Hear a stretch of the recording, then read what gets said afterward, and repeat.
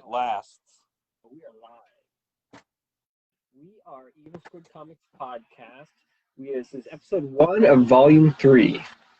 I'm calling volumes into seasons, you know, because it's like comic books. So yeah, I'm Drew. I'm Scott. I'm Don. And we get together every 2 weeks is the planned schedule. We haven't ever quite made it that consistently, but we're pretty close. We did 24 episodes last year. So every couple of weeks we get together, we talk about movies, TV shows, a lot of comic books. That's kind of our main focus, but we definitely dabble in a lot of other stuff. So yeah, that's about all I know. Happy New Year, Don. Happy New Year. Happy New Year, guys. Don's got his commercial hat on. Everything's happy now. We're just storming the Capitol. Revolution's here. They had a little gallows out there. I'm surprised they didn't have like a guillotine. You know? I know, right? That is true. Let them eat cake. I was thinking the same thing. Maybe all those senators who were protesting or questioning, maybe they shouldn't have riled everybody up like that as they're hovering under their seat in the Capitol building. It's like, maybe I shouldn't have whipped it up into a frenzy. But hey, you know, whatever. Not trying to get political or whatever. Yeah. I'm sorry I started it. No problem. It's all good. That's okay. I guess we need to delve right into the big story of the last couple weeks, Wonder Woman 84. Oh wow, you want to jump right into that? Everybody loved it, right? It was like the best Wonder Woman movie ever. Yeah. Did you watch it, Drew? I watched it one night. I was falling asleep, so I stopped it because I didn't want to miss any of this awesomeness. So I started the next night at where I left off, and I was starting to doze off again. And so my wife said, "If you fall asleep, I'm turning this off because I'm not watching it if you're not watching it." Because she was not too impressed, and I said, "Just if I fall asleep, just slap me, just hit me as hard as you can, keep me awake." So I powered through. It is 2.5 hours of movie. It is very long movie. Yes. Yeah. So I want to know, Scott. It could have easily been 2 hours. I think there wasn't that much story to cover. Did Scott see it? I did. Did you like it? Did. No, I'm kidding. Of course you did. Of course you did. No, I don't think I may be as harsh as Drew is on it, or yourself, from what he's told me. But I think some of I like the actors overall, you know, type stuff. I think I like Gal Gadot. I like Chris Pine. Some of that stuff. I love Pedro Pascal. I think even Kristen Wiig does a fairly decent job there. But I think the story itself is just very. It just didn't appeal to me. And for a movie that's that long, I felt like at the beginning I was okay with kind of the 1980s nostalgia, some of this stuff going on. You know, the middle and what they were doing, it's like, you're starting to lose me. Some of the action sequences I'm not that fond of. I thought that action sequence in the Middle East or something was a little weird and hokey. That was like the best part of the movie, like when they're fighting like the caravan, the tanks. Yeah, so I didn't think that action sequence was the best. I mean, the special effects seemed a little hokey on it and weird. I mean, it seemed almost like a television show, special effects versus a movie. And then the last third, I mean, it just totally jumped the shark then for me with this whole. I need more wishes. I want everybody to make a wish. Revoke your wishes. Everybody do this. I don't know.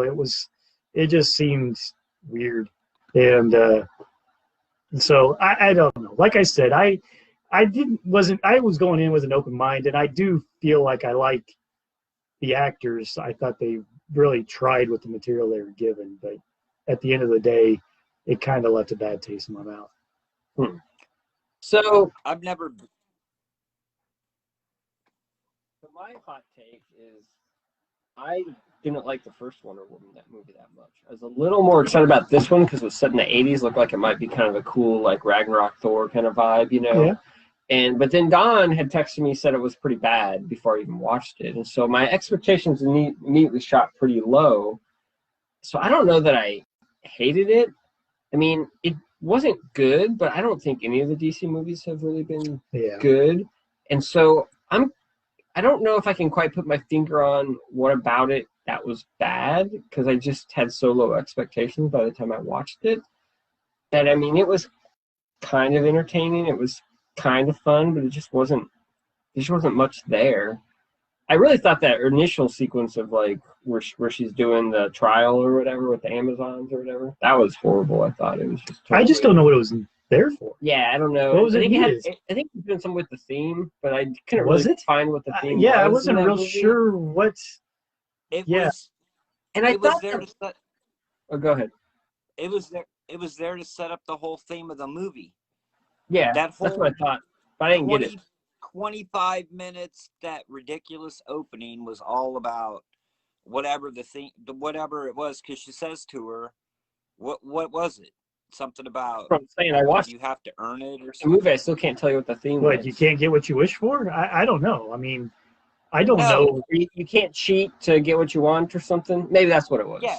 She Yeah, cheated. it was something like that. Like you have to earn it. You can't just have things whatever. Okay. That was that whole Yeah, obviously just that set it up. moral totally floated over my head. And maybe that was part of the bad filmmaking of some of that, because I didn't feel like she cheated. I felt like she didn't understand where all the flags were, because she was trying to catch back up to get involved to the race because she fell off her horse, type thing. And so she was trying to figure out a way to get herself back involved. I thought that it was more of an accident than that she was actually really out there to cheat. So, Yeah. and maybe that was my fault of not picking things up. It wasn't that clear. Well, the movie just didn't seem like it flowed very well. But it just, well, what I didn't understand, it seemed like there were now maybe it's because I was kept falling asleep, but many times during the movie I felt kind of lost. It's like, well, what's happening? Why is this working this way? Like, I didn't understand the rules of the movie very well. I would agree with that totally. Did anybody else feel that they didn't explain the rules? Like, this wishing stone, okay, you wish, and then you got it. Well, then he became the stone, and then people had to wish. Like, there were all these, like, little rules. But when he gave them their wish, he got something in return. Yeah, Like, what the hell type thing? I don't know. I couldn't figure out the rules. And I didn't realize you could revoke it, type thing. Yeah. Until all of a sudden at the end, then her powers are fading. I'm like, well, why are her powers fading? Why is Cheetah getting powers? Why is she losing powers? Why? I didn't understand all the rules. Yes, I agree. Like, there were consequences, but I didn't get it. Like, it wasn't explained well enough to me. Something there. Don? Oh, well, no, I got the movie. I understood the movie. My take is I don't know what was wrong with that movie, but it was not a good movie. That's not the way you open a movie. Like, look at Thor Ragnarok, right? Like, I don't know, like that's how you open a movie, right? Like, it's funny and then it's all action and then what? With some Led Zeppelin? Yeah. And then the whole 80s thing, like that was the worst 80, like they blew that. Like it was just It didn't work at all. It didn't work. It was terrible. Like it didn't make me feel like, oh, I'm back in the 80s. Like I lived through that. Like I wouldn't have wanted to live through the 80s if that was what the 80s were like. I mean, it was just, and then I don't know, it was just too long. But that point where they figured it out and they're like, well, you either have to revoke your wishes or you have to destroy the stone, right? Like those are the two ways out. Immediately I thought of Sacrifice, where Wonder Woman snaps Max Lord's head and kills him, right? And I'm like, oh, if they do that, maybe that'll be cool, because like it's doing something. It's like taking a chance, and the DC universe has gone totally dark. I'm like, that would be cool, but then they didn't do that at the end of the movie, and I'm just like, I don't know. Like the humor wasn't good. The humor was, and like Chris Pratt, or not Chris Pratt, but Chris Pine, like he's just like wandering around in a movie, like, you know what I mean? Like I don't know. It must have been bad writing, bad directing. I don't know. I did not enjoy it. I wanted my 2.5. I wanted my 2.5 hours back. Like that's all I wanted, was my 2.5 hours back that I wasted on the movie. I didn't feel quite that Because bad. you didn't pay for it, you can't ask for your money back. You just have to ask for your time back. Right, exactly. I mean, no, I did not like it. There wasn't anything that I liked. The only thing that I could say that I kind of sort of liked was that they did the invisible plane. Like, that's it. Yeah. And Wonder Woman doesn't fly, does she? Yes, she does, I think. With the magic Does she? lasso, with the lasso of truth. Well, In I the didn't comics, think- I think periodically she flies and doesn't fly. I think it's just not really advertised. but that doesn't matter. That's not why like the movie was terrible, because she flew. It's just I didn't know that she could fly. Because I thought, like in Dark Knight Returns, doesn't her and Superman fly up into the air together and do stuff? It's possible. I didn't like the first. I didn't really like the first movie either. I don't think that Gal Gadot is a great actress like everybody seems to think. I mean, Actress. I think she's a good Wonder Woman, though. I do enjoy her screen presence and her charisma on screen. Like, she was the best thing about that movie, was just her and her charisma. And I thought she did a good Wonder Woman, like her personality. Now that you've seen her in one movie, she kind of has her shtick. So I thought that was the best part, but that doesn't mean it was good. I thought Kristen Wiig was the best part of that movie. Yeah, she's all right. She just seemed like the best actress. Like, I don't know. Yeah, I thought Pedro Pascal was, even though his character was slimy and whatnot, I thought he was the best actor of them all. Is that Maxwell, the guy that played Maxwell Lord? Yeah. That's the Mandalorian, Oh, that's the Mandalorian? It is. No, I didn't know that. But Thrones. He is. He plays the best character in Game of Thrones. My favorite character in Game of Thrones that you just insulted. Jesus. He's a moron. He is a bit stupid. Guy? Huh? Is he the guy that dances around and fights the mountain? The mountain, yes. And gets his ass kicked. And gets his ass beat at the end. Because he should have won. He gets his head smashed, caved in is what he gets. But he's like my favorite character in Game of Thrones. The guy from Dorne? Yes. Yep. Well, he was only in it for like half a season, wasn't he? I know.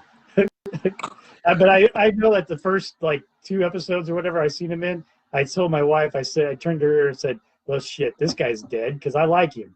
So, and sure enough, by the end of the season, he was dead. But I called that one very, very quickly. Right. In fact, since she had read the books, I think she did actually laugh when I said that. Yeah, she probably did. Because I'm pretty sure she knew that. The book is just as disappointing when you're reading the book as it is watching the show. Like, they created the same feeling in the book. Like, Did they? You're like, oh, he's going to win. This is awesome. And then it just turns. And you're like, yeah, he turns. Yeah, mother. Oh, my God. Yeah. So angry. It's the best. Anyway, I don't know. I can't put my finger on it. I don't know why that movie didn't work. I don't know what it was. That's the problem. I can't pinpoint why it didn't work. It just didn't. Did you not feel that the special effects though were a little odd when she runs down the street and other things? It just looks weird. To be honest with you, I really tried to stay with it and pay attention, but I probably I was disappointed. Like, I didn't have high hopes for it, but like seeing the trailers and like they were kind of hyping it, like I was excited to watch it. Let me put it that way. Like, I anticipated watching that movie. I thought it was going to be at least fun and a good time, right? Exactly. Yeah, right. Especially from it wasn't any of the fact that it was 1984 and they were kind of advertising it a little bit more as a lighthearted type of action film type of thing. You're right. There was probably a little bit of a hope there of a good DC movie, but I liked the first Wonder Woman, and I know you guys didn't, but this was not. The second one was definitely not near as good as the first. Are either one of you guys excited for the Zack Snyder cut of Justice League? No? Are you gonna watch it? I'm not sure.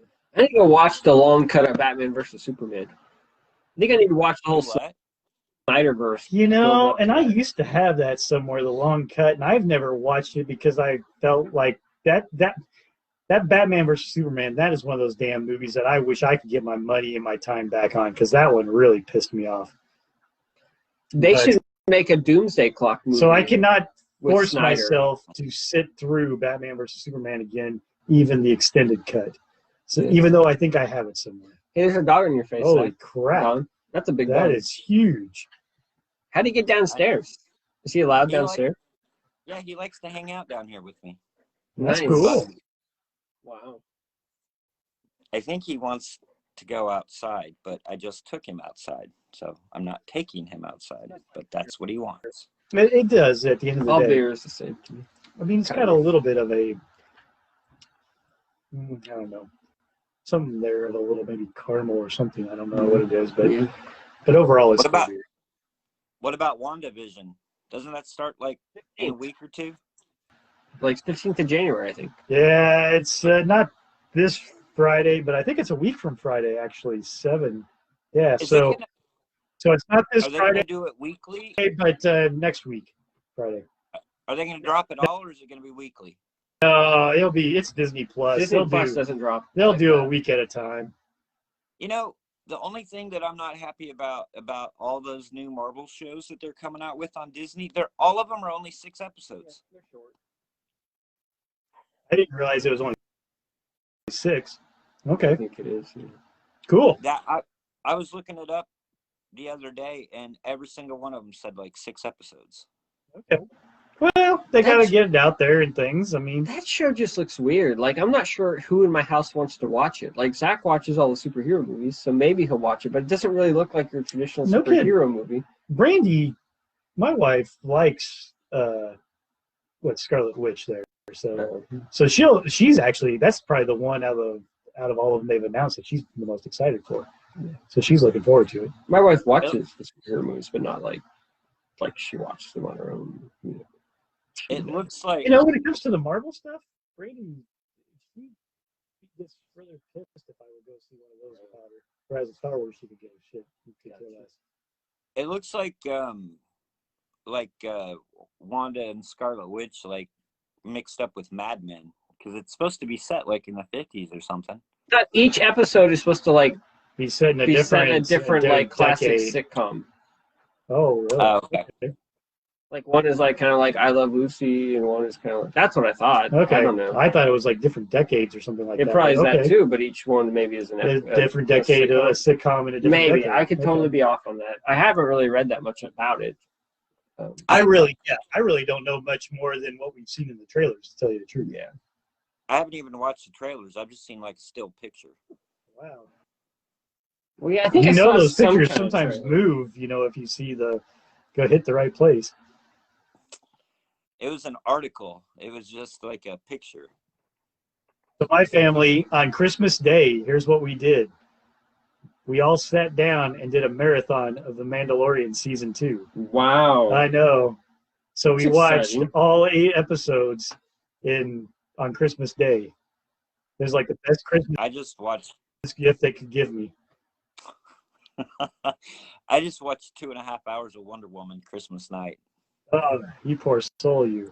I don't remember when we watched it, but I know we watched it sometime there. I think we may have watched it the next night on Saturday or something like that. I don't remember.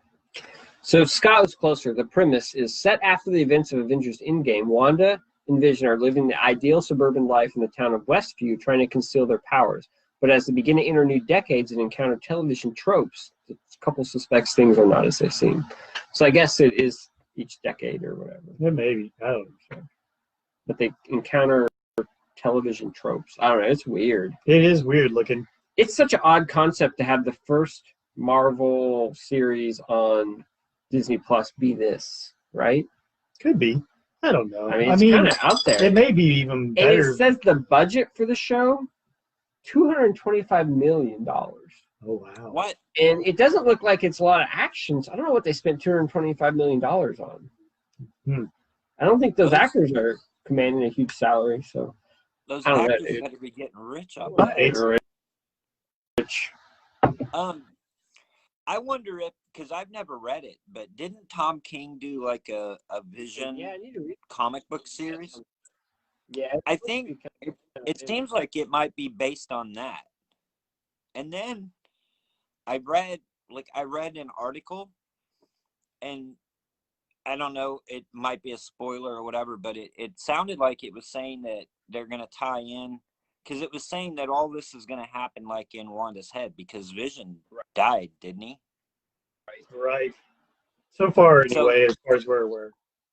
so I guess the article was saying or alluding to that it's all going to take place in Wanda's head, like kind of like that, the Wanda and the Vision and Scarlet Witch miniseries, maxi series or whatever, where they had kids, and then didn't that all turn out to be just like she made it all up or whatever? Segments. Yeah, she's always been kind of like a reality manipulation type of thing. So. Right. So I don't know if that's what this is going to be either, but I read something that kind of alluded that that might be what it is. So I don't know. No, I think that's correct. Because you're right, Vision's dead. Have either of you guys seen the trailer for Is It Nobody with Bob Odenkirk? Do you know what I'm talking about? Nope. It's a movie. It's coming out, I think, like in February, like in theater. It said like in theaters only or whatever. You should look. No, I think just in theaters. You should look it up. It's kind of like, you guys know who Bob Odenkirk is, right? Better Call Saul, right? Better Call Saul. Yeah. It's almost like a John Wick ripoff, but with like Bob Odenkirk. Like, I don't see Bob. Oh gosh, I know what you're talking about. I have seen this trailer now, because it's more like it looks like a Taken or something like this almost. It's a guy with a super particular set of skills. Yeah, he like used to work for the mob, and he used to like be the cleaner or whatever. He would like come in and take people out, and then they attack. Like he crosses, or he's trying to live like he put that life behind him, and then like. So you're right. It's like Taken or John Wick or one of those type of things. Yeah, cool. But I don't know. Yeah, now that you mentioned it. How are we gonna see it though? Because we can't go to the movie theater. Well, the theater, dude, it's 2021. Everything changed at the stroke You of wait midnight. a week or two, and then it's up there to buy on streaming services. But the Regal is closed, dude. They're not open. It's a brand new year, man. But they're not we have open. A new president. Are they? Did the Regal open? Not yet. We don't have a new president yet either. I was just gonna tell you. Yeah, I mean that may not happen. Yeah, there's some stuff going on, dude. You know, they're gonna overturn that. We still got 14 days to figure out if this is gonna happen or not. I'll believe it when I see it. Yeah, me too. They're gonna invoke the 25th Amendment and get him out of there. Yeah, whatever. We will see. We'll see. I watched Tenet. How was that? I want to see it still. So I heard it was so bad. Christopher Nolan is going to go direct another Batman movie. That could be true. Okay, it is not. Here's the thing. I liked Tenet. Okay. Well, who wouldn't? It looks awesome. And that's a lot of it. I'm going to say this, and it'll probably make it sound like this movie was awful. Okay, in some cases, but the good things are Christopher Nolan and whoever his cinematographer is. Those guys, they know what they're doing. They set up great shots. I mean, the sound, the overall musical score always goes well with what they're trying to do. You know, the scenes that they want to shoot. I mean, it's just a beautiful film. Acting wise, you know, what's his name? I can't think of the guy. I know his last name is Washington because he's like Denzel's son or something. David something Washington, I think, or something. He's Denzel's son? I believe so. Oh, wow. And he is really good. Actually, the new Batman guy, what the hell is his name? Patterson or whatever. Robert Patterson. He does a fairly decent job. You know, it's a unique idea. I really got to give him, you know, credit for the fact that it's kind of this at least original idea type of movie. But at the end of the day, it's too long. It's really bloated. It's another 2.5 hours long type thing. Every single time that they try to talk, you know, and things and explain the damn concept of this movie, either the musical score is almost drowning them out, or they got fucking masks on and you can't understand what they're saying anyway. almost like the Bane problem of The Dark Knight Returns or whatever. Someone called Nolan on that, and he's like, sometimes what they say isn't that important. And that's bullshit in this movie because he's trying to set up his universe throughout all these little ass conversations, and you can't figure out then what the hell the rules are. And maybe that's part of his idea is he wants you to be so garbled that you really don't know what the rules are, and so they can get away with all sorts of weird shit, and you can't really call him on it. I think that's what he's doing. So it's on purpose, dude. Part of it, and he sets up this movie and everything else, and as you go through it and things happen, and it's got this little bit of a timey-wimey, aspect to it. So it begs you to try to watch it again, but by the time you spent this goddamn long to watch this whole thing and everything with what it is, it's like, do I really want to watch this again to really figure out some of these things that they were trying to catch me on? I don't know, that type of thing.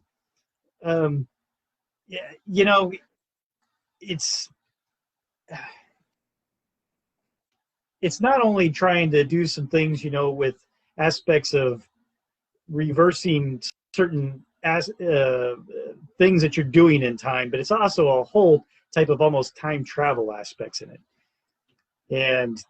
And so at the end of the day, I don't know if the movie really hits, but I got to give them props for trying to do something different and making it really sexy to do as well. But, well, the movie almost takes itself too seriously. It almost comes across like I'm smarter than you and I know it. Type of thing. That's every Christopher Nolan. Exactly. And it's a problem with him in general. That's right. He's too smart for that. Well, he wants you to think that, type things. And in this movie, you feel that, type of perspective. And sometimes that kind of comes across a little bit the wrong way. I went back and watched Memento a few months ago, or probably like half a year ago. And I remember being really impressed with that movie when I first saw it because the concept is so interesting. Oh, yeah. But you go back and watch it, you're like, it's a cool concept, but it's pretty simple. You know what I mean? Like, there's not a lot to the story, really. Like, it's fairly straightforward. It's gimmicky. It's gimmicky, and there's not a lot of meat there. You know what I mean? It's mostly the gimmick. Okay, so we talked about Wonder Woman being too long. You talked about Tenet being too long. So I've been watching a lot of 80s movies, because I just stream them while I'm working or whatever, in the background. And most 80s movies from James Cameron was too long, wasn't it? That's true, but most 80s movies that I've been streaming, it's mostly crappy ones. There's a lot of 90-minute 80s movies. They're like at an hour and a half, hour 40. And maybe that's my problem is the fact that I was raised on that shit. So when did movies get so bloated and long? Did people start saying, well, if I'm paying $7 to go to the movie, I want to get my money's worth. So I don't think it was so as much that as different filmmakers feeling like they needed this type of length to get their story across. Because you had some of those in The Godfather and these bigger, directors. And Cameron was doing it. Cameron was doing it. Look at and it. maybe he's the problem because a lot of the action movies in the 90s, I remember watching them. We just rewatched Die Hard with a Vengeance, right? And it's like, that movie should have ended like a scene before the ending scene. Like, they always have one extra scene where you're like, why didn't you find a way to end it like the previous scene? Like, why do we have this extra scene? I remember watching Face Off in the theaters back in the day. It was the same way. It was just like this ending scene just goes on forever. And I'm like, there's another one that you're hitting on. Buckheimer was doing that, and one of his disciples being Michael Bay in a lot of ways. You look at all his. They were that way. I'm going to stick with your Cameron one. I think it really was Cameron. He could have. I think Bruckheimer and I think Bay is like a Cameron wannabe, really. Yeah, I think so too. And a lot of that. I mean, he's like a stupid Cameron. Cameron, yeah. I think James Cameron's early stuff is actually pretty intelligent, but I don't think Bay has ever made an intelligent movie. But I think that was part of it. These filmmakers actually came in and they said they wanted to tell a more extended story, And even if you look at some of the Star Wars films, the Star Wars ones were pushing, 2 hours. 2 hours, but there was a lot going on in a Star Wars movie. That's the thing. Very true. There's a lot of location. There's a big overarching story. It's like an epic. Yeah. And that's okay. Like an epic, but And I think that's where a lot of these filmmakers were going. Guess what movie I was watching today? Cameron was going for the epic type of stuff. Invasion USA. streaming that bad boy. Okay. That's a good hour and a half, and it's even too long for an hour and a half. I believe that. Oh, speaking of ones that are too long for even an hour and a half, I watched Bill and Ted Face the Music. Oh, how was that? Yeah, it's not good. I mean, okay, from a nostalgia factor and a little fun factor, I gotta admit I kind of enjoyed it, but it's not a very good movie at all. I cannot really recommend it. I mean, there's a couple of good little laughs, and things, but as a whole, it's only like an hour and a half. So I'm thinking, oh yay, they're really going for this nostalgia factor of a good '80s movie, and it's probably an hour too long. I had the very sad news today. Did you guys see on the news? Family videos are closing. I did see that. Yeah. Where the hell am I supposed to rent movies now? You got to get into the streaming service, dude. But if you want to rent Amazon Bill Prime. and Ted, it's like $6. Oh darn, $6. Or Bill and Ted's, it was like $20 to rent it because. Oh wow! No, I always wait at least until they get into the like $4 special or something. Special. Yeah. You have Redbox. That's true. Redbox. They keep raising their prices too. They're like $2 now, I think. Are they really? Wow. Crazy. When is Family Video closing? Today. Oh, today's our last day. They said January 6th was the last day they're going to rip movies. Now they're going to liquidate everything. Okay. So now you need to go to Family Video and start buying all your DVDs and Blu-rays. Absolutely. Right. Be sure to go to that back room. That they've got the where they got the pornos. Yeah. That place is really hard to find. Like I walked past that place like 1,000 times and didn't even know it was there, right? And then you're like, oh, there's like a back room back here. I had no idea, right? It's very subtle. Oh, I have no idea. I've never been in there. Oh, it's very subtle. I just remember all those like parents groups, freaking boycotting Family Video because they sold adult films. Well, they are called Family Video.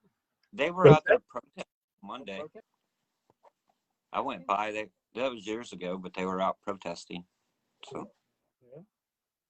So let me ask you this: if they're closing today, right? And say you rented a movie yesterday.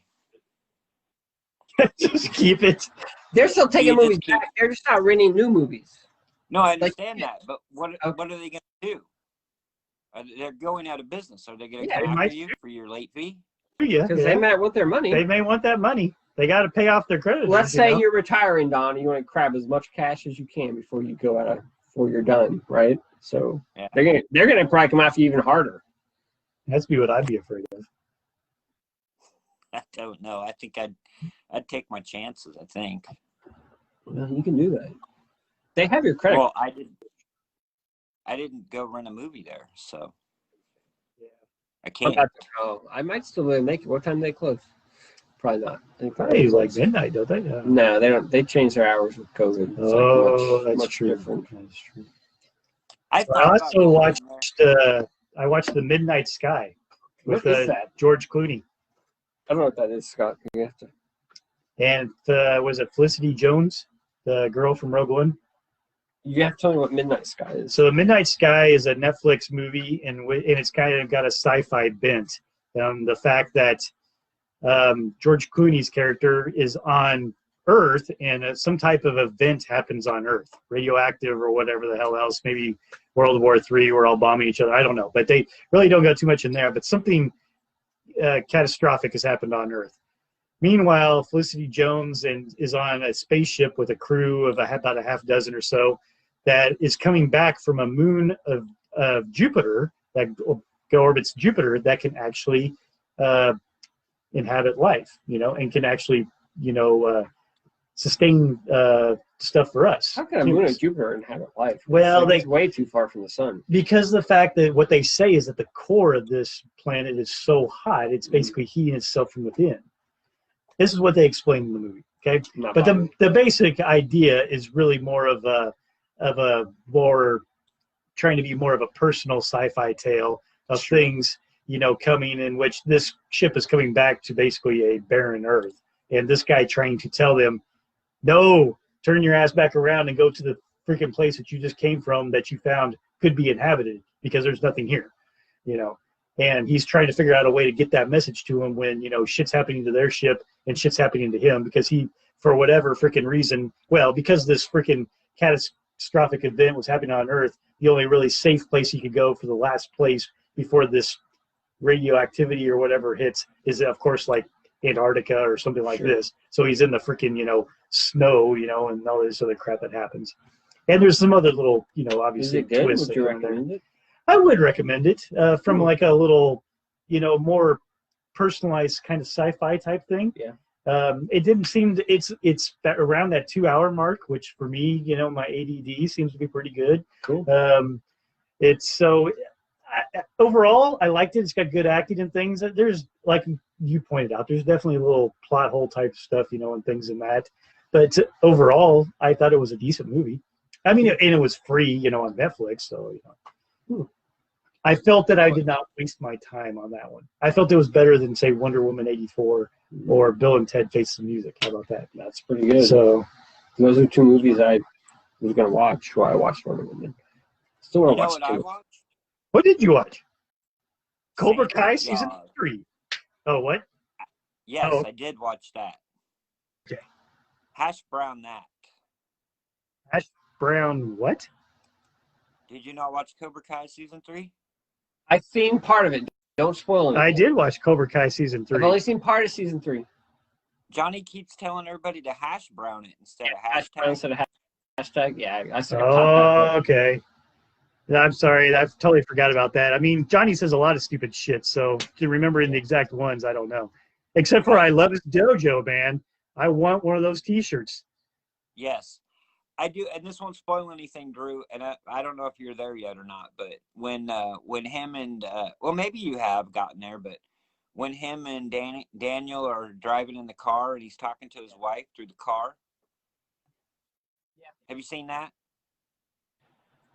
And he keeps leaning over to the steering wheel to talk because he thinks he has to talk. Talking into the steering wheel. Yeah, it was good. I liked it. It was too short. Now we gotta wait another year? Yeah. No, I watched a movie. It's called Santa Jaws. You didn't watch the Mel Gibson Santa Claus movie. Batman? Fat Man. I have that. No. Okay. But I did watch. I haven't watched or do you just boycott Mel Gibson? Well, no, I like Mel Gibson. Oh, okay. It just looks horrible. It's like a Santa Claus action movie with Mel Gibson. I don't know how it even got made. Like it's like an alternate reality. It's like one of those fake Ben Stiller movies in what do you call it? What's that movie? Zoolander? No. Tropic Thunder? Tropic Thunder. Yeah, it's like one of those. Like you didn't think it was real, but here it is. Okay. Santa Claus is great. It's about a shark that wears a Santa hat and goes around and kills people. You like shark movies, don't you? You watch all the Sharknadoes and yeah. You're one of those guys. Then we watched another movie. I don't remember the name of it, but it's basically dark matter goes through the earth, and it's in California. Of course. And Earth. That's the epicenter of epicenter. There's like a massive earthquake, a massive tidal wave, and tornadoes, all at the same time. It was pretty cool. I finished Lock and Key, finally. What? I know I'm like a year behind. Jesus. But I finished that. That was a good show. Oh, yeah. It was good or not? Yeah, it's good. I liked it. I liked it. Good show. I never finished it.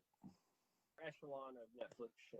Yeah. I mean, it's got a little bit, it tries to be more of give a little teenage bent, I think, in some cases there. Yeah, a little bit, but no, I mean, it's pretty cool.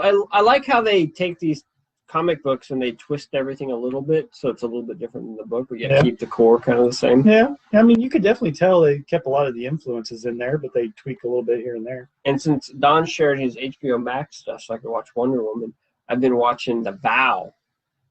That's crazy, but not great. I wouldn't really recommend it. It's a little slow, but it's a pretty interesting documentary. You guys know what The Vow is? Nope. No. Really? Do you remember Allison Mack from Smallville? Yes. Yep. Is it that thing? Yeah, Her she whole formed a freaking sex cult. yeah, that whole cult that she. Yeah, it's like she her. didn't exactly form it, right? Well, she kind of did. Oh, really? Like I her thought it and- was whoever she was. Her and you Keith know, Raniere, the worshiping. leader of the cult, kind of Okay. helped for her, but she was kind of the head of the sex cult part of it. Okay. Wow. But yeah, and they like I brand. didn't know that's what the vow was about. Yeah, that's what it's about, and they Oh, brand yeah. like that dude's initials right close to their vagina or whatever. You know. Yeah, yeah. It's pretty crazy stuff. Wow. So it's pretty interesting. So I've been watching that. Is that like in the Matrix when they flip their eyelid up? Is that the Matrix where they flip the eyelid up? What movie is that where they flip the eyelid up and they got the little UPC code or I whatever? have no on idea. I'm not familiar with that. I don't think it's Hmm. Matrix though. That doesn't ring a bell. Yeah, I don't think it's the Matrix, but I think I know what. Speaking of the Matrix, did you see that the office open that wasn't used that was like the Matrix? Do you know what I'm talking about? So I was on Facebook and there was like it was like an unused opening for like the office. Yeah. And it's Jim and Pam pulling a prank on Dwight where they totally pull like a Matrix on him. And like he's sitting in the office and they get a cell phone delivered to him and he's like, don't those guys are coming to get you. And anyway, they go through all this stuff and he sneaks out and they tell him to go to the warehouse. And he goes to the warehouse and they've got a dude dressed up like Morpheus.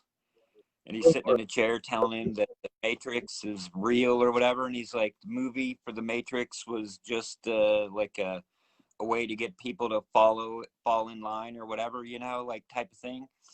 And he gives him, he's got the red, blue, and he's got the red pill and the blue pill. And he tells him if he takes the red pill, like he'll go down the rabbit hole. And if he takes the blue pill, like everything will go back to normal. And Dwight's like, I'll take the blue pill. And he's like, what?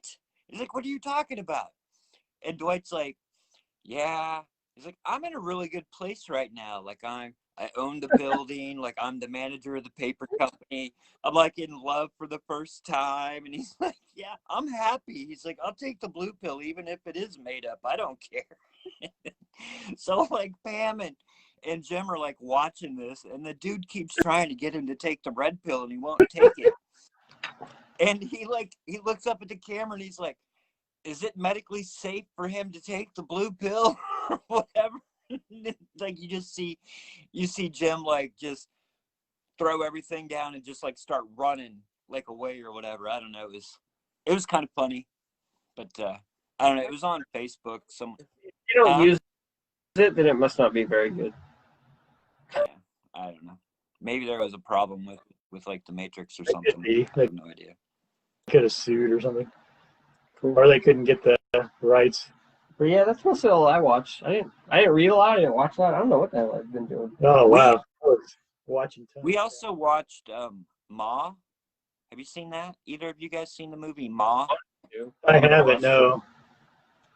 Neither one of you. No. It's all right. Do you know what it's about? Kind of The a lady horror? who like kind of starts hosting parties for teenagers and then gets all crazy. Yeah. Huh. It was okay. It was kind of, I don't know. Like the whole time I'm watching this movie, I'm like, why would this like whatever 38-year-old woman like want to hang out with teenagers? Like just let them come over and drink in in her basement. But whatever. It was all right. It wasn't great, but I watched an older movie just because it was on Netflix and popped up there. Speaking of Mel Gibson, The Professor and the Madman.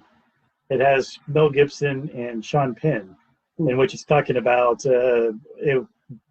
the early days of the Oxford creation of the Oxford Dictionary.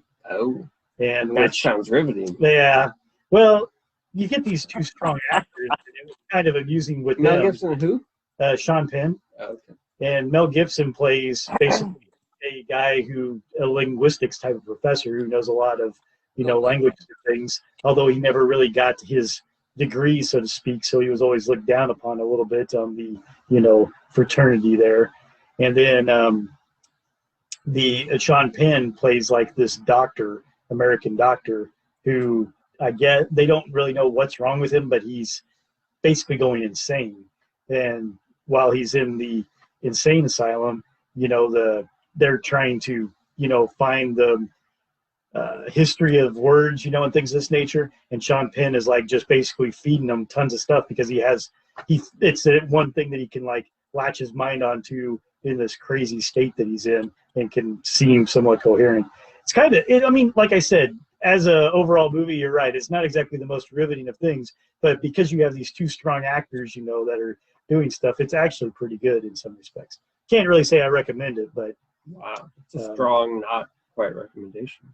Yeah, all words are made up. Words are made up. Exactly right. It's true. All right, let's. We've probably been talking. Yeah, for like I mean, an we've hour. already been like an hour So we and just talking about all the movies that we watched the whole time.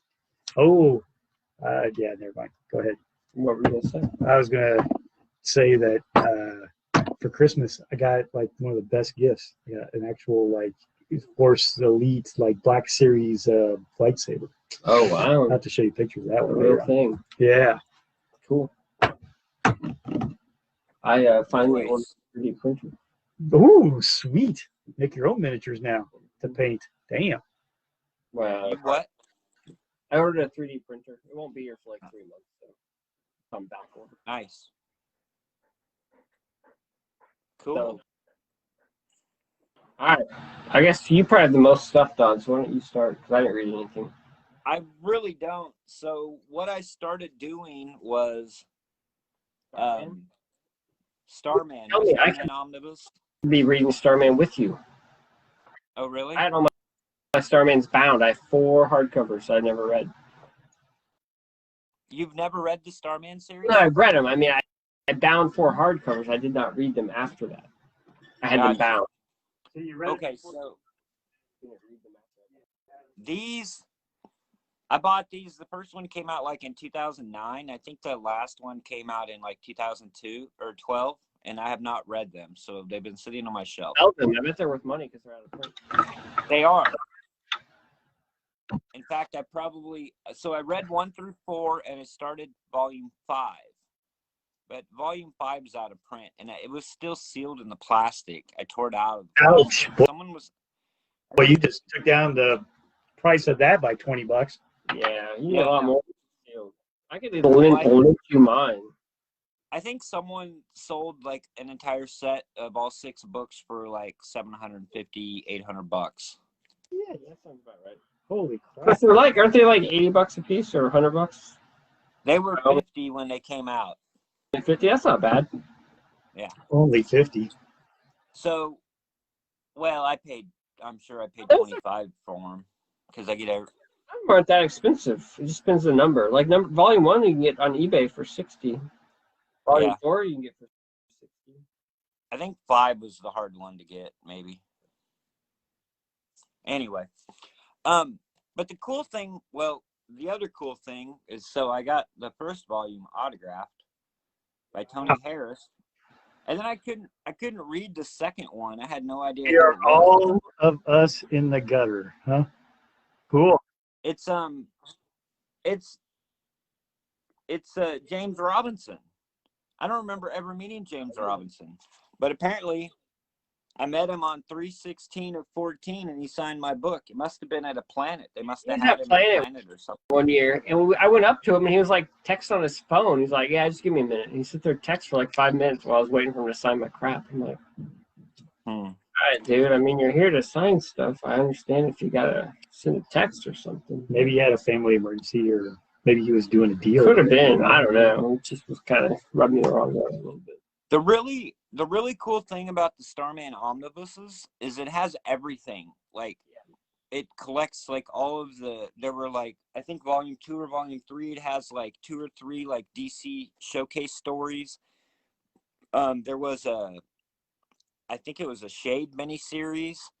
In volume 4, there was like a crossover. They did a crossover. It was a 4-issue, 2 issues in Starman and 2 issues in Power Shazam, and they had the Power Shazam, that Jerry Ordway series. Way too many it collects everything. Crossovers in that series. There weren't really that many. I mean, there were, but not that many. And then they did the Starman, Batman, Hellboy, and that's in there, so that's cool. But so anyway, I read up to volume 4. which in the main series, which I think it ran for what, 80, 81 issues. It gets up to 46. So in 4 of the omnibuses, we get up to 46 because they do have, like I said, and each of these is like, that's like 450 pages, man. I read like 1,800 pages of comic books. It's crazy. Wow. It's a lot. That would have taken Drew But- like 2 hours. That's why I haven't read my omnibuses yet. It's just too much. Yeah. Well, get caught up. Yeah, instead of watching Wonder Woman 84, you should No, I have went read to the that comic book omnibus. store today. I came home with like a stack of comics this big to read. So I got lots of stuff to read now. Gotcha. It's really good. I remember, did he do, what was that, Golden Age, right? That was James Robinson. Yeah. And that was before this, correct, I think? He's obsessed with the Golden Age. He's obsessed with the Golden Age. Yeah, no, I know. But I never owned a copy of the Golden Age, and I think I borrowed yours. I remember reading it and liking it. But have you ever read Starman at all, Drew? Yeah, I read the whole series. Oh, okay. I found it. I just didn't reread it. Gotcha. It's good. I mean, I never read it? No, I've never read it. Oh, wow. No, I've never read it. This is my first read of it. I thought you read it and then you bought the omnibuses because you loved it so much. Nope. No, I bought the omnibuses because I wanted to read it because I'd heard so much about it back then. I never got around to reading it because no, I don't have the single issues. I've never read the book. Holy crap! That's wow. I may have to write that one down. Don did not buy something in single issues from DC. I know, right? No, I bought the omnibuses because I wanted to read it, and then I waited because I was going to wait till I got them all, and then I just forgot about it, and then I never read them because then I got 6 omnibuses sitting there. That's too much to read at one time. But no, it's really good. He is obsessed with like the Golden Age, but I have been keeping up with my, I bought that Crisis on Infinite Earths box set that I told you guys about that had like 14 hardcovers. And the first 5 or 6 of them, I believe, covers all of the JLA, JSA crossovers. And then it takes up to like 1985. And then like the 6th volume is it's Crisis on Infinite Earths. And then after that, it's like a bunch of hardcovers of collections of like the Green Lantern issues and like, there's one book that has the All-Star Squadron issues. But anyway, so I've been reading that also. So I've been reading a lot of JSA stuff and old JLA stuff. And then the Starman Omnibus is basically, so Starman was a character in the JSA. He was like a Golden Age character, the original Ted Knight. And so this book, the Starman series, takes place where Ted Knight has retired and he has 2 sons. One's name is David and one's name is Jack, I think. Is that right, Drew? I don't remember. But David's dead. But so David, David is Starman for like one day and he gets killed. And so then Jack kind of falls into the role of Starman. Like he doesn't want to be Starman. He never wanted to be Starman, but he kind of feels like he has to take on the mantle and like just suck it up and do it. And so he's kind of like, I guess, a reluctant superhero, hero, whatever. And he just kind of learns to fall into the role. There is, I know, and I think just from like hearing stuff and like being around the series and stuff, like there's a big thing with like he has a son and like that plays into it like at the end of, but I'm just now getting to the part where like he goes into space. Oh, that's good. Because I think that's around like issue 48, 49, 50-ish or whatever is like when he goes off into space to try to find Huh? Been like 20 issues in space. Do they? Okay. But but it's kind of it's neat because like I like that legacy kind of stuff. I like the golden age, the because like I told Scott while you were gone, I mean I've been reading the old, I'm still reading that JLA JSA crossover stuff that leads up to Crisis. I've been trying to read one of those books every 2 weeks also, um which the last one that I just read is actually pretty good because you're getting into like the 80s. There's a George Perez takes over, and George Perez does some of the artwork. And there's like a 3-issue crossover where they go to uh new apocalypse, and so you have like the New Gods and Dark Side with George Perez art with like the JSA and the JLA. It's really good. The cover, so on the front of the book they have like a contemporary artist do like an homage to one of the covers of that the books in that run, and the cover's done by Kevin Nolan on this hardcover, and then it has like some George Perez art, so it was really good. It's starting to get into the 80s to where it's more like comics like we're used to, you know what I mean, Drew, instead of like the old 60s and 70s or whatever. But anyway, so Starman, it's very there's been Ted Knight, then he really builds the legacy of the Starman character, because then in I think it was like in the mid 80s, late 80s, they had a Starman, DC had a Starman book that had nothing to do with Starman. Yeah. I remember buying that book. Going into The character was like space named to in it find. was Will Pate. Yeah, that's where they're going into Right, and that's what space. they're going into space to find.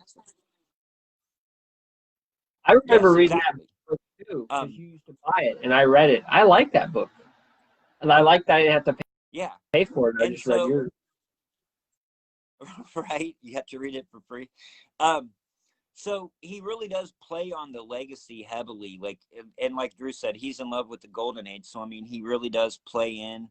So I mean, and then even that crossover with like the power of Shazam, because you have Shazam come in. There's a lot of stories that go back to like the 1940s, like the 1950s. One of the things that he does really cool is there's a character in there called the Shade, and he's been around since like the early 1800s, I guess. And so one of the things that he does, one of the stories is every once in a while he'll have like a flat, which he started it just to give Tony Harris a break, like on a monthly book. He would do like a flashback, kind of like a history with the Shade, so it would give Tony Harris a break, and then it would kind of expand on the the history and the story of the background of the Shade character. And then also one of the other things that he does is like I think every year, every 12 issues, he would do like a flashback, not a flashback, but David, the dead brother, he would come back and have like a conversation. So you have So have you gotten to the point where you've read those issues yet? Because I got to that point.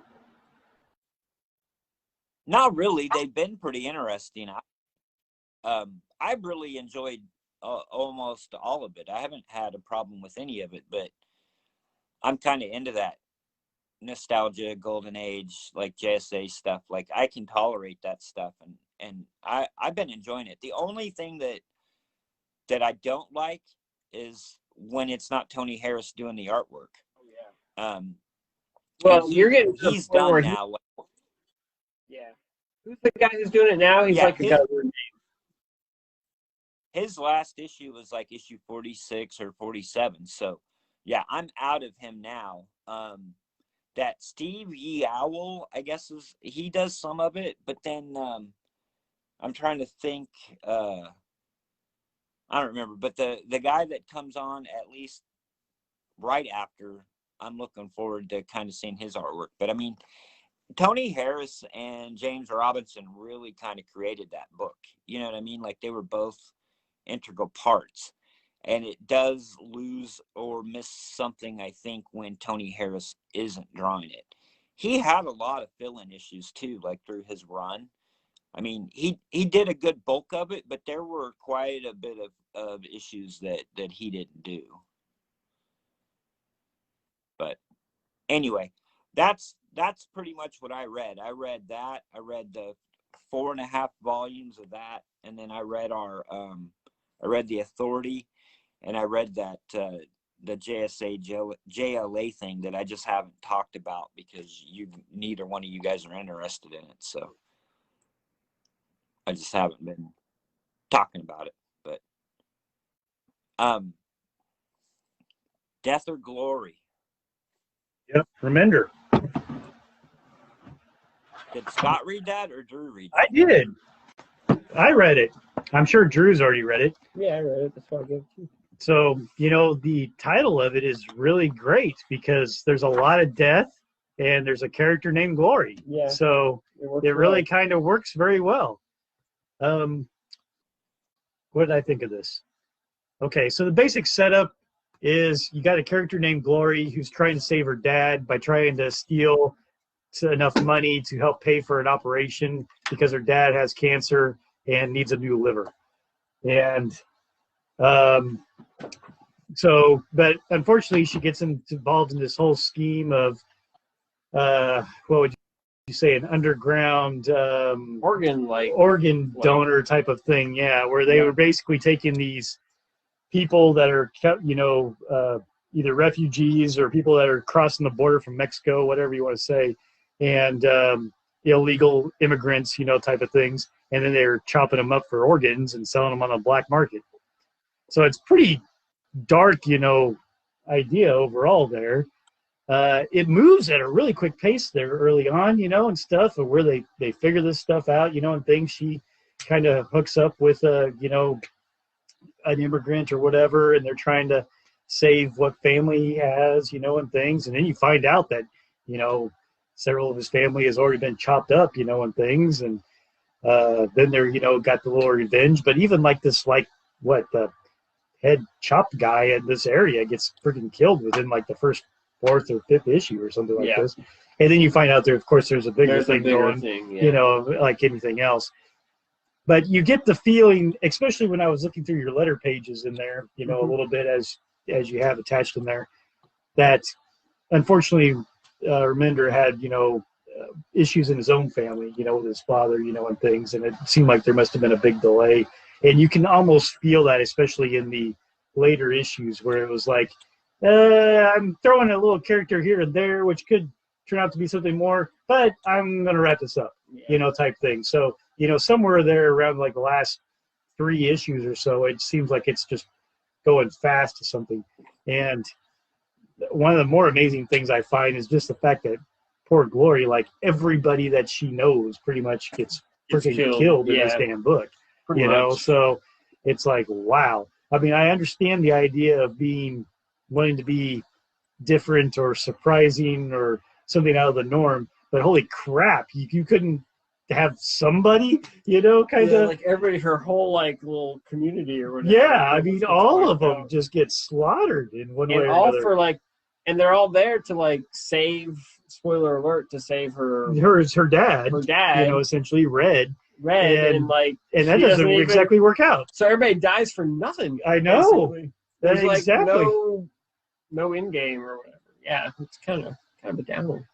Well, I felt that way. Red is her dad, but then why did she call him dad? Yeah, I have no idea. I can never figure that out. I don't know. Because when I reread it all together, I was like, oh, so he is her dad. I thought maybe he had adopted her or something, or he was a stepfather or something.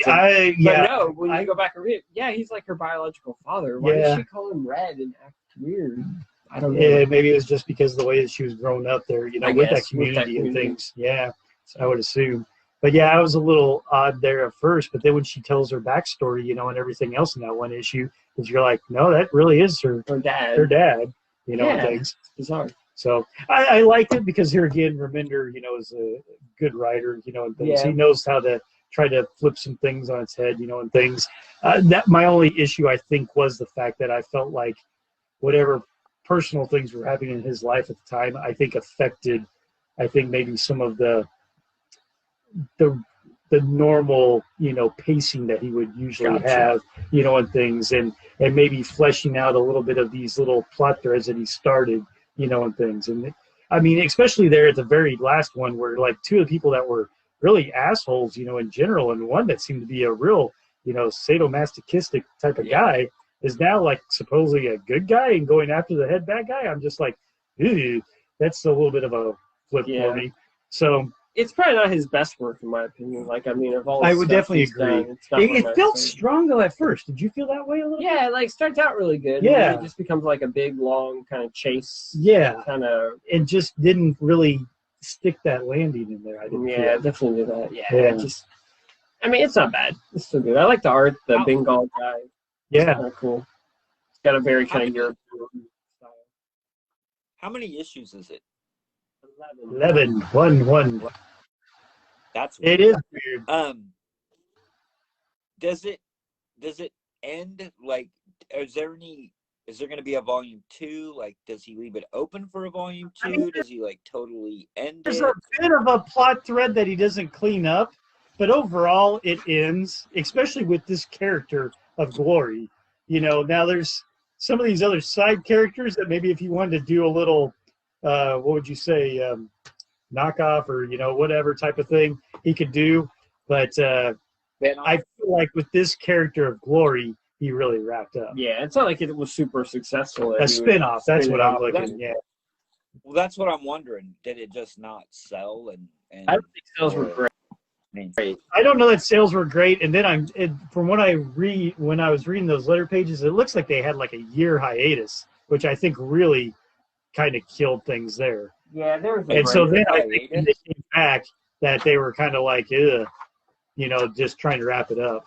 It's somewhere there around like issue 8 or 9 at the end of that. But Remender always has hiatuses, and he rants a lot about it in Seven to Eternity because that book is always, delayed. And he says, I'm not really into the whole monthly schedule thing. It takes what it takes. I just want to make the best comics I can. He alludes to the same thing there too. That one, that's his new shtick. Yeah, I mean he does say very similar type stuff there, but he also starts with the fact that that he had some of these issues in the family, and something in one of those things that he writes in there led me to believe there was almost like a freaking year between issues. Yeah, I'm sure there was. So anymore, I just buy comics when they come out. As far as Image series go, you never know. Yeah, that's true. When they're going to come out, whatever. I don't know if I'm ever going to get a freaking End of Southern Bastards at this point.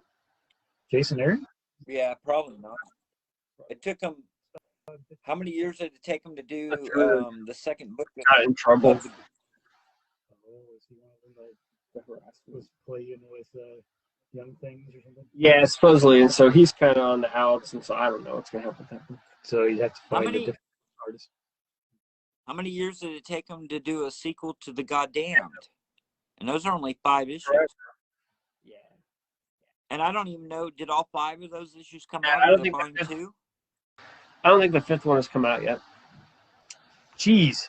It's ridiculous, man. Talking to Jason Aaron or whatever, I watch some of these things with Comic Conline, type thing or whatever, where they try to do, some of these like virtual con type stuff. They've probably been one of the better ones, at least trying to organize to get these artists, in there and have people chat and things. But anyway, one of the things that they were advertising, I'm pretty sure it was them. It may have been somebody else that was doing something similar to them, but advertising like Jason Aaron and like signatures from him were going to be like, I don't know, it was like $20 and like graded. It was going to be like almost $50, I think, by the time you got this stuff. I was like, holy crap. I have his signature on a goddamn, Star Wars comic that I'm pretty sure was free. Yeah, he'll sign stuff for free in person. So if you have it graded, though, if you have it like CGC verified, he charges. That may be true, but this was just like, it sounded like the signature period was going to cost him some money. But what's that, Don? I didn't know that he charged if it was I don't know. I'm just saying maybe he does. I've never done it. Maybe. I don't know. I think if I remember right, the last time at Planet, I think he had like a list, a free one. Yeah. But I love Jason Aaron and his writing, like on a lot of stuff, but I have so much because he's been at Planet every year for I don't know how long. He lives in that area. Anything that, right? Yeah, he lives in Kansas. Yeah.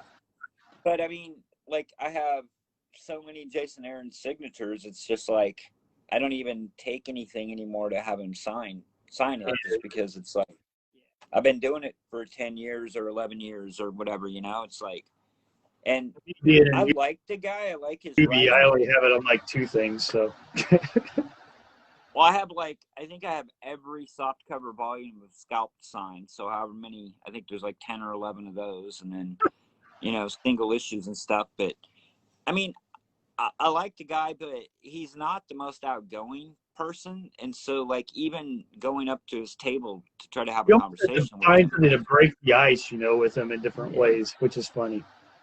You almost Do have to what?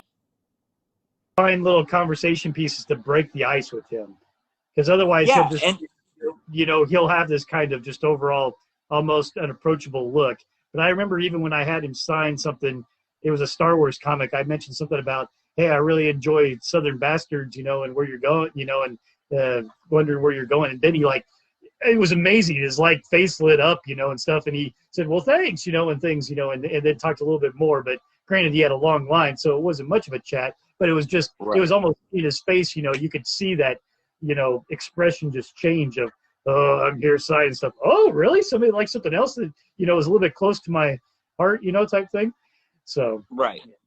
Yeah, and I mean, I like I said, I mean, I mean, not everybody's outgoing. Not everybody's going to have a conversation with everybody, but he just seems like the type of guy. I mean, like I, tried to come up with a conversation or like a starter, and it's like, oh yeah, thanks. I had fun doing that. Okay, Yeah. you know what I mean?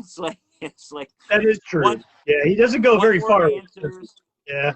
Yeah, so one word answers, move along. Nothing to see here, which is fine. It's just I don't know.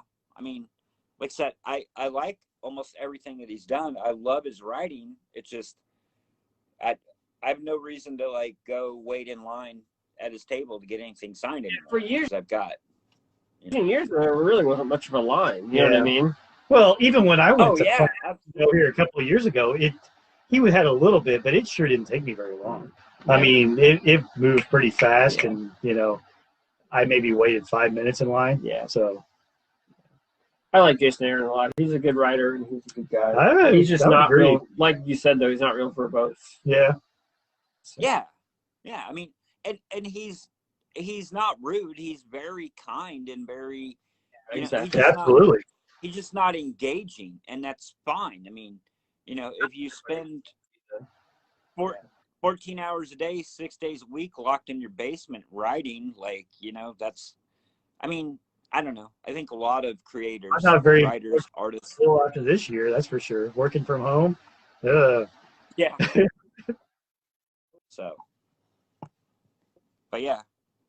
Yeah. I don't have anything. You're jumping right to authority, huh? Should we knock out right to our homework? So I have not one, but 2 absolutes.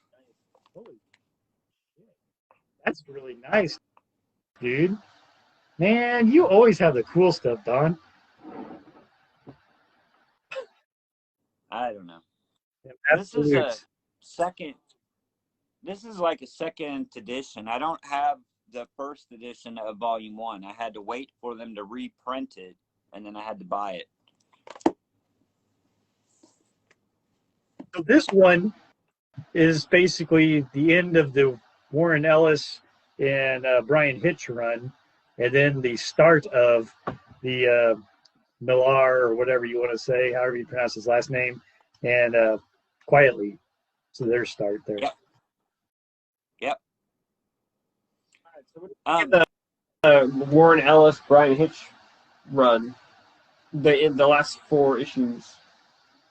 I didn't like the last 4 as much as I liked the first 8, but it was still. I totally agree with you. No, I liked the last 4. I thought that was definitely better than the middle story. I thought. Oh, the Sliding Albion or whatever. Yeah, it was. I thought it was better than the Sliding Albion. Maybe not as good as the very first story. That first story was great. I think with the whole freaking Kaizen or whatever the hell. Yeah, but I thought it was cool.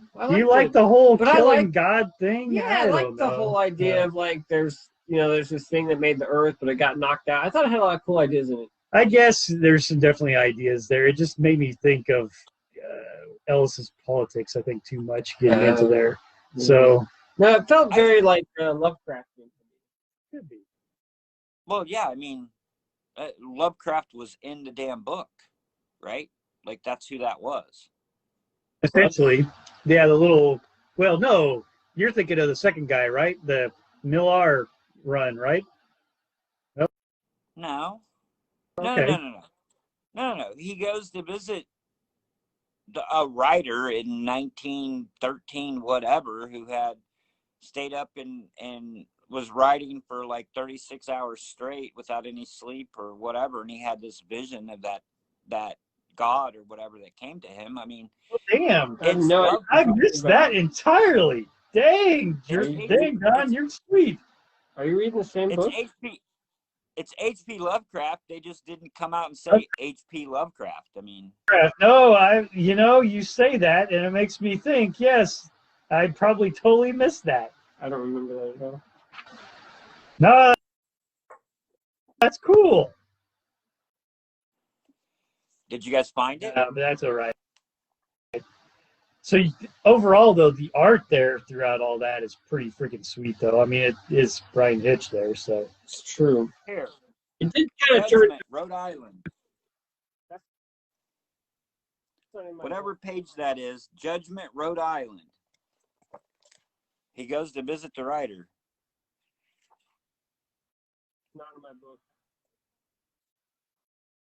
What? It's not in my Oh, wait. book. Hold on. I wish he had the same okay. Fancy. Yeah, maybe it's like a extra Okay, scene. no. I'm really sorry, guys. So, like, that's why I was asking Drew.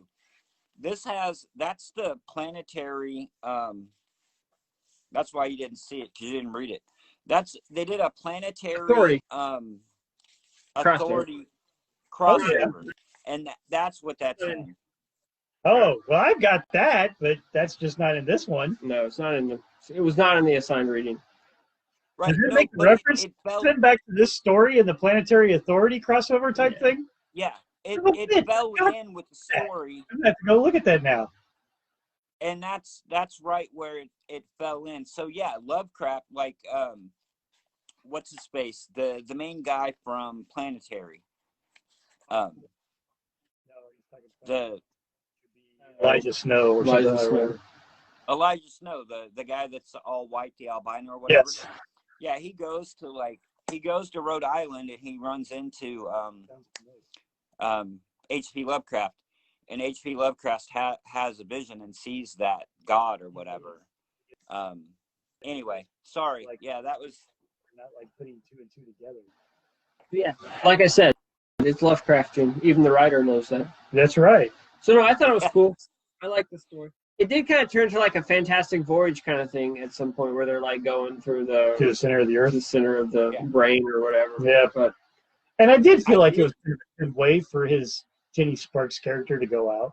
yeah, as well. that was cool. Which makes sense, with the whole type of things. And I kind of like the fact that this being the end of Ellis's run, he got to take out one of the characters that he created, type thing. No, it was true. Like I said, I really liked this last story. I thought it was very well done. Had some cool ideas. I thought it was executed well. Yeah, but I agree. Like I say, I don't know. I just think in some respects that I got the feeling like it was a little bit I of guess it wasn't as action-packed or whatever. Of Ellis's politics type things maybe in it, but could be. No, it was still really good though. I enjoyed it too. Like Drew said, I mean, I really enjoyed kind of the concepts and the ideas of the god of the, creating the planet and then running off, and then whatever, like the meteor hit the earth and knocked it off like its course a little bit and created the moon, and it turned the temperature just right or whatever. And then I loved all the explanation. And I love the terraforming it was trying to do for it as well. And going, we got to get rid of this freaking insects that have taken over, over my freaking vacation home.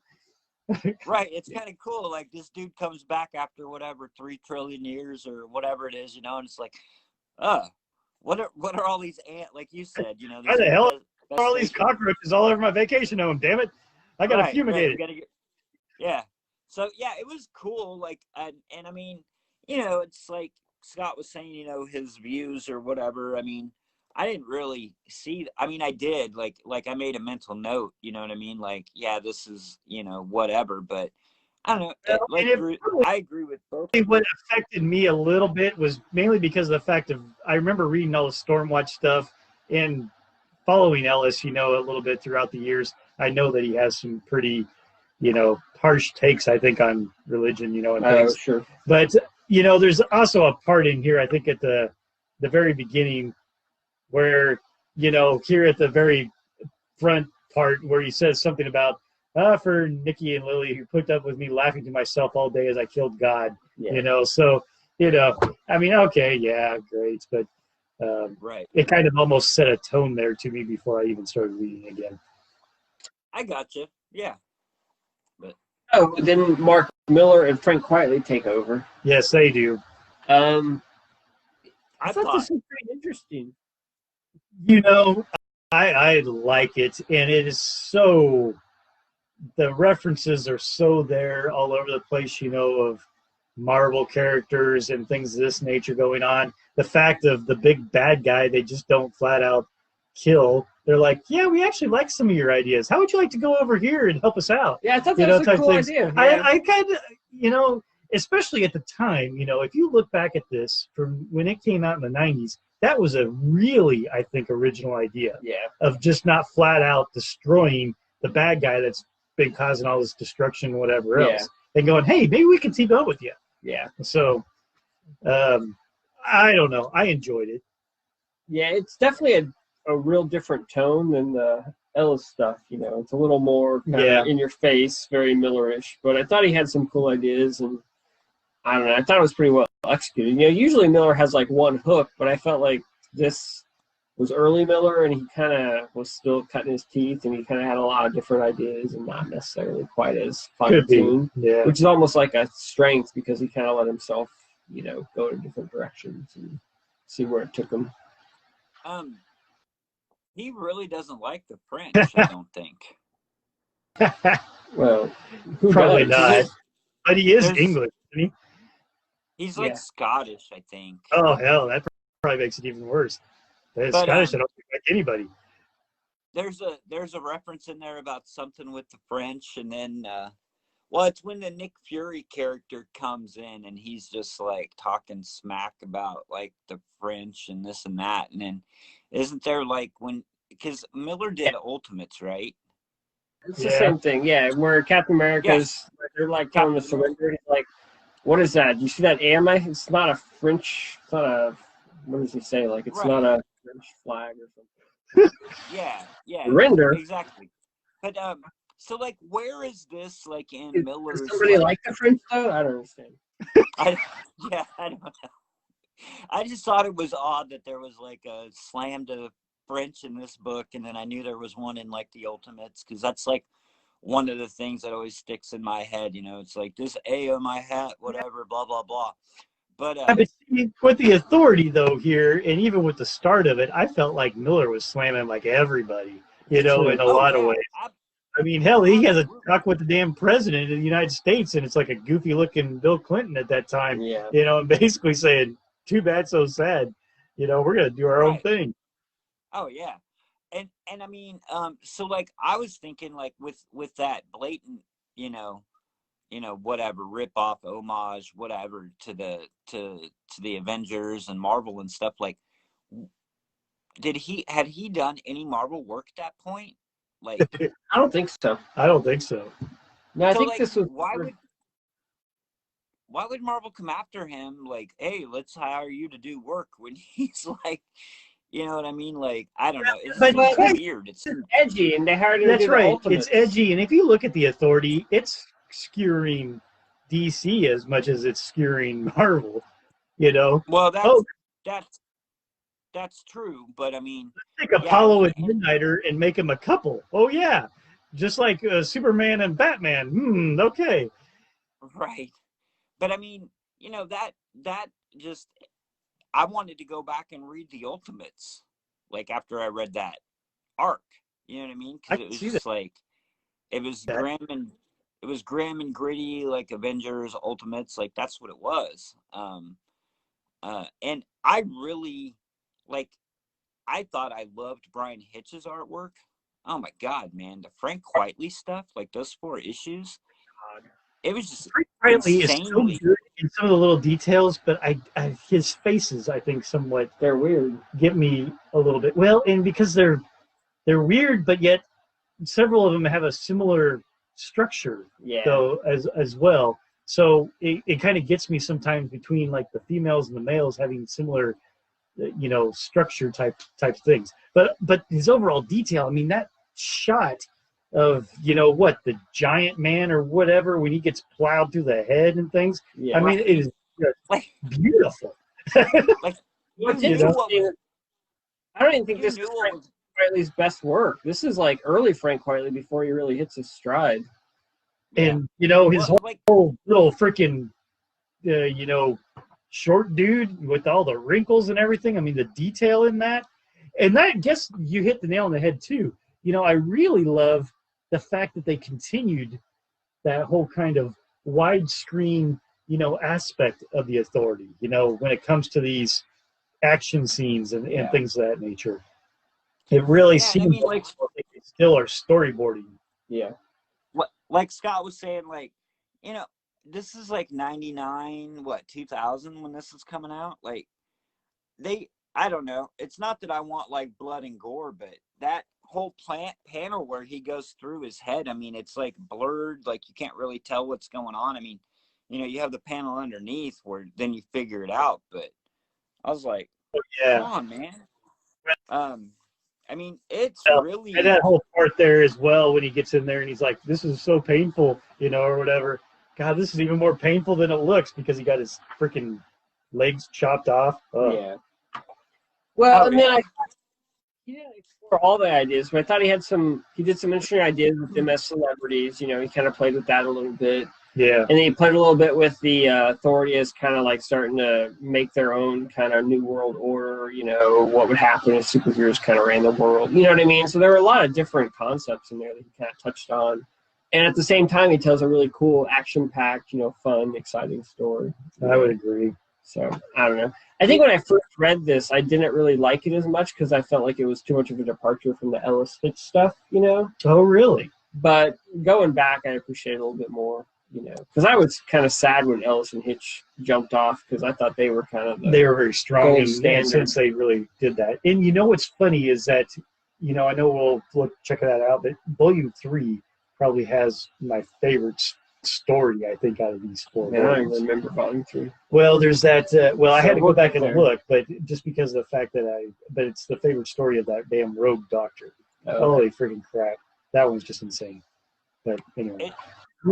It almost felt like, Warren Ellis and Brian Hitch came in and it was like, this is like at 100 miles per hour. Like we've got the pedal all the way down. And then Miller came in and just cranked it up, like put the pedal like through the floor and just took it and just I know. cranked it like He was like, "Hey neck. guys, here you go. Hold my beer for a second." Right, exactly. Do you guys have like introductions or anything in your trades? In my absolute, there was like a Howard Chaykin introduction. Oh wow. No, this one does not. No introduction. There's just like their little dedications, type things. Gotcha. What, like in the second volume of the Absolute, there was like a 2-page introduction by Howard Chaykin. It was pretty cool. I was like, I had in my Absolute. Or seeing or hearing from Howard Chaykin, and it was kind of neat. So, anyway, I didn't know what you guys had. So yeah, that's understandable. Nah, I like it. It's no, still. I don't know, man. I mean, I would almost just as far as like if I had to rank them all 4, I mean, I would maybe even throw that Miller Quitely like at the front of like all of them, like even that first 4-issue story arc by Hitch and arc is still number 1, but yeah, it's definitely go back and read it. Yeah, it'd be hard to rank them. It definitely would be 2 or 3 probably. Yeah, I would agree. It's definitely up there. I don't know. With this one I had, there was almost too much going on in the action scenes, and there were too many characters. Like, you couldn't appreciate all of it. Yeah, well, I found myself, I know. Like, Quietly had to create so many different characters. Like, well, and I know so many. When I read it this time, I was a little bit more, I don't know, paying more attention maybe. I remember when I read this the first time around that I messed up on confusing some of the characters. I think I got myself confused between the Iron Man and the Captain American character, knockoffs that they had in there and what they were doing anyway at the time and who was doing what. I think I was still kind of a little confused on that. Well, then, I mean, you even get, like, in passing, I mean, you get, like, a Scarlet Witch, and then there's, like, one shot of, like, a Hawkeye character. Like, string back. Well, there's that one damn shot where, like, even more of them come out through the damn thing where I bet you guys probably could recognize a hell of a lot more than I could, but I think it was supposed to be a little bit more of a strange X-Men take or something. Yeah, this freaking thing, Yeah, so, there was, like, a ton of X-Men in there, like, yeah, and it was weird because he just, like, Cable and... Yeah, he gender bent everything, like, before gender bend, you know what I mean? Like, he flipped Cable into a female, like, all the male characters were female, and then, like, it was... Yeah, because I'm like, it's a big giant chick with, like, a big giant gun. Like, that's Cable. And like, patch. I think even the Angel wasn't, like, the Angel character, like, female also or something, I think. But, yeah, it looks like that. I completely forgot about, like, the X-Men. Because, they show a female Cyclops because she has one eye. That's what I'm thinking, even though it's the two eyes right there. I think it's supposed to be a female, like, Wolverine. Yeah. Who the hell is that? Yeah, who's supposed to be, though? I'm not sure. So, but yeah, I mean, it's pretty interesting. But it's fun. Yeah. I mean, you could tell. I mean, it just feels like it was something they were having fun with. Yeah. Oh, great. I get to go kill a bunch of, superheroes. Mm-hmm. But yeah. No, I don't know. The printing on this is horrible. Like, the color. Yeah, my paper is crap. The paper is crap. It doesn't hold the color well. Causing it to be a little darker and things. Yeah, it doesn't look good at all. The absence are totally worth it. Oh, yeah. Like, I'm not trying to sound like a snob or anything, but, like, that paper is so thick on those freaking absolutes. Like, I'm sitting there trying to separate the pages because I think they're stuck together, but they're just the paper is just insanely good. Showed us there for just a little bit. I can just tell between yours and mine, the colors are so much more vibrant and just popping off the page versus this thing. Yeah, it's like a Travis. They don't have page numbers in those. And so, like, as I was reading it, like, seriously, like, there were a couple times where I thought that it had to be 2 pages, and I was sitting there trying to separate them because I thought maybe I was going to, you know what I mean? Like, I was missing something, but, man, that paper is like... We get it. Yeah.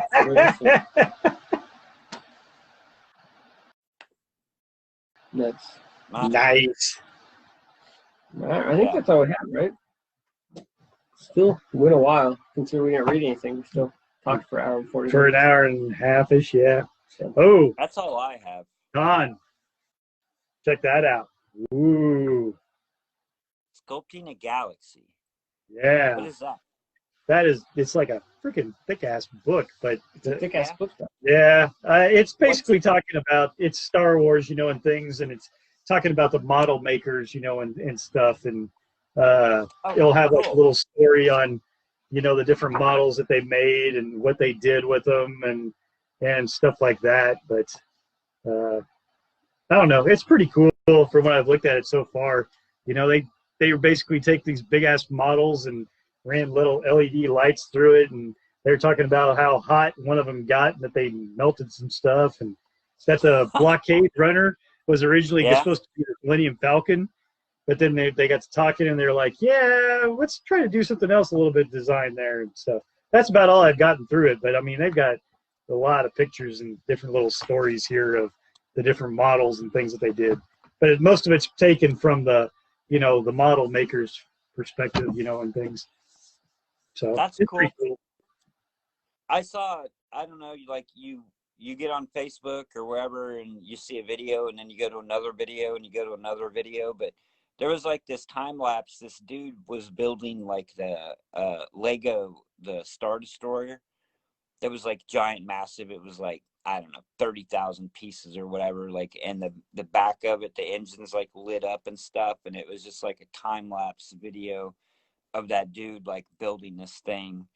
And I'm just like, I don't know if it was a kit, like he bought it, or if he built it like spec, because he like had a desk all set up and you could see he had like all the instructions like on a computer screen, and he'd like zoom in and zoom out. But then like he had a bunch of bags like on a table that they come in, like, you know, bag 1, bag 2, bag 3. Yeah. So I don't know if he was just, maybe he was just using the computer to like blow it up. But yeah, that thing looked insane. Like, I love building Legos and stuff, but oh my God, I built a few of those bigger Star Wars sets, and man, I mean, you can't play with them. I mean, if you build them, you display them.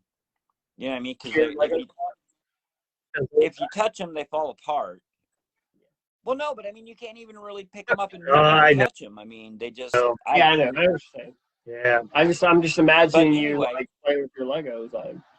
I wouldn't say that way. I made the mistake of buying my son that dang Star Destroyer one. I think back when he was like, I don't know, 8 or 9 or All you do something. is rebuild it every time. Oh, Jesus Christ. That thing took me, I kid you not, I think it took like freaking 8 hours to put that thing together, 6 to 8 hours. And I think he broke it within, 30 minutes or something, because it was just stupid, heavy and unwieldy and everything.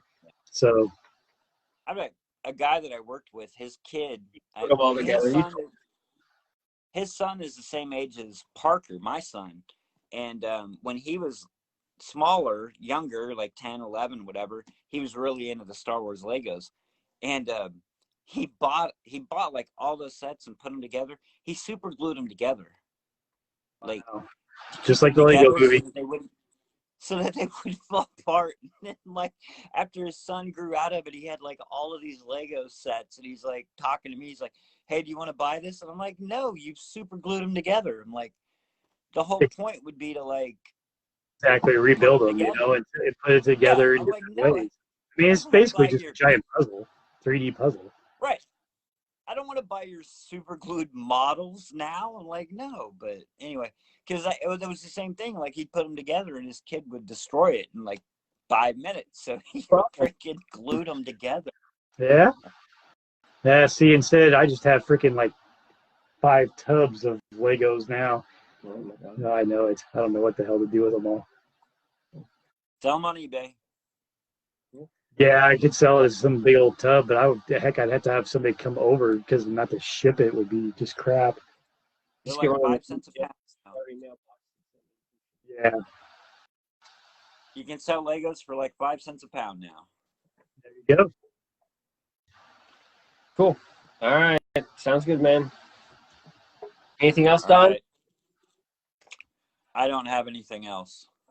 Are we gonna do are there only 4? I have 8 more issues? There's 2 more trades.